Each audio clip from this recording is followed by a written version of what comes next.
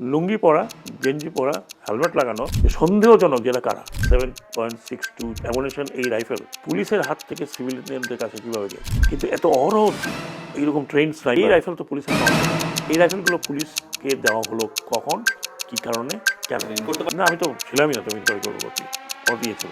ওই প্রসঙ্গে আমি বলেছিলাম যে এই রাইফেলগুলো বা এই রাইফেল পুলিশের হাত থেকে সিভিলিয়ানদের কাছে কীভাবে গেছে। How this 7.62 Chinese rifle use by civil কত, এর পিছনে ব্যাকগ্রাউন্ডটা একটু আমাকে জিজ্ঞেস করেনি। আমার কাছে এমনও ছবি আছে সন্দেহজনক যেটা কারা, এদের চেহারা, এদের মানে গঠন আমাদের মতো না।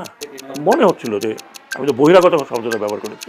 স্নাইপার, আমাদের দেশে স্নাইপার আছে, পুলিশেরও আছে, সেনাবাহিনী সবই আছে, কিন্তু এত অহরহ এইরকম ট্রেন স্নাইপার কয়েকজনকে তো আমরা দেখলাম হেলিকপ্টারে উঠানো হয়েছিল, তাদের চেহারা গঠন তো আমাদের মতো না।